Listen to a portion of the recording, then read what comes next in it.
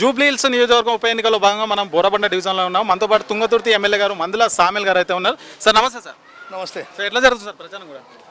బ్రహ్మాండ జరుగుతుంది. So BRS గెలుస్తుందని అంటున్నారు. ఎవరన్నారు? బీఆర్ఎస్ వాళ్ళు అంటున్నారు. బీఆర్ఎస్లో ఏది లేదు, ఇంకా అది గెలవదు.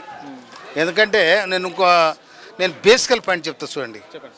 టీ అనేది తెలంగాణ ఆత్మగౌరవానికి చిహ్నం. అది కానీ టీనే తీసేసుకున్నారు వాళ్ళు తలకానే తీసేసుకున్నారు. మొండెంతో కొట్లాడుతున్నారు వాళ్ళు. తెలంగాణ టీఆర్ఎస్ ఉంటే దానికి ఒక విలువ ఉన్నది.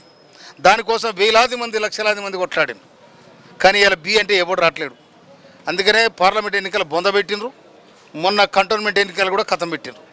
కనుక జూబ్లీహిల్స్లో ఇవాళ నవీన్ యాదవ్ జంగు సాయన ఊదబోతా ఉండు. బ్రహ్మాండమైన మెజార్టీ వస్తుంది. దాంట్లో అడ్డుకునే దమ్ము కూడా ఎవరికి లేదు. సో 2 సంవత్సరాల కాంగ్రెస్ పాలనలో ప్రజల్లో వ్యతిరేకత ఉందని చెప్పేసి బీఆర్ఎస్ వాళ్ళు ప్రచారం చేస్తారు. కాంగ్రెస్ని ఖచ్చితంగా ఓడగొడితే వాళ్ళకి తెలుస్తుందని చెప్పేసి అంటున్నారు. ఆరిపోయే దీపం చాలా వెలుగుతుంది. ఆరిపోయే దీపం ఎక్కువ వెలుగుతుంది. ఇది ఒకటి ఓడిపోయింది అనుకో, తడపడి చదువుకొని వెళ్ళిపోవాలి.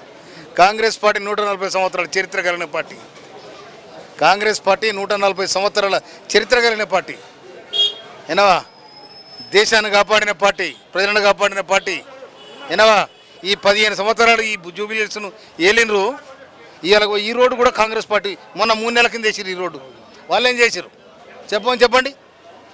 15 సంవత్సరాలు మగడి గోపీనాథ్ గారు కీర్తిశేషులు వాళ్ళు చనిపోయారు. పాపం నేను అనకూడదు, కానీ ఇలా వాళ్ళు ఏం చేశారు?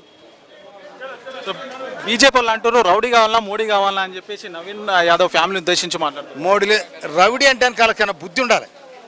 బుద్ధి ఉండి మాట్లాడాలి. బుద్ధి తక్కువ మాట్లాడదు. ఎవడా రౌడీ? ఏం మాటలై?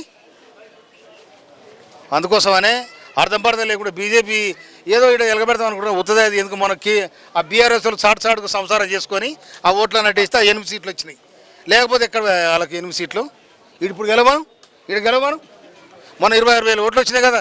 20,000 ఓట్లు రమ్మని చెప్పి బీజేపీని కేయించిన కూడా లెక్క చేసిన కూడా లేడా? ఏనావా?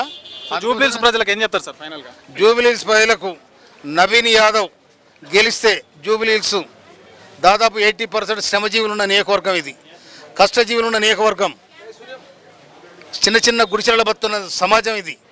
కనుక జూబ్లీహిల్స్ అంటే సమాజానికి బంజారాహిల్స్ జూబ్లీహిల్స్ పెద్ద కోట్ల సంపన్న 80% ఇక్కడ సామాన్య జనం జీవిస్తున్నది. అందుకోసమనే ఇవాళ జూబ్లీహిల్స్ నవీన్ యాదవ్ గెలిస్తే స్థానిక బిడ్డాడు, యంగ్స్టార్ ఉన్నాడు, యువకుడు ఉన్నాడు, ఉరుకులాడు కూడా పనిచేస్తాడు. మన రేవంత్ రెడ్డి గారి ప్రభుత్వం 3 సంవత్సరాల అధికారంలో ఉంటుంది. ఇవాళ ఈ 2-3 నెలలనే దాదాపు 200 కోట్ల రూపాయలు పనిచేసారు. ఈ రోడ్డు ఎవరేసారు? ఇది కాంగ్రెస్ పార్టీ వేసింది. 15 సంవత్సరాలు ఎవడేయలే. అందుకోసమనే నవీన్ యాదవ్ బ్రహ్మాండమైన మెజార్టీతో గెలుస్తాడు. కాంగ్రెస్ చేసే పథకాలు కూడా ప్రజలకు అందినాయి. తప్పకుండా ప్రజలు దీవిస్తారు. Thank you sir. Thank you.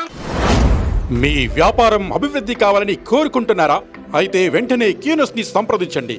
Schools, colleges, banks, shops, office promotions, land promotions, political promotions, restaurant promotions, hospital promotions, పుట్టినరోజు వేడుకలు, శుభకార్యాలు, వ్యాపారాలు ఏవైనా, సందర్భం ఏదైనా ఇప్పుడే క్యూనస్ ద్వారా తెలియజేయండి.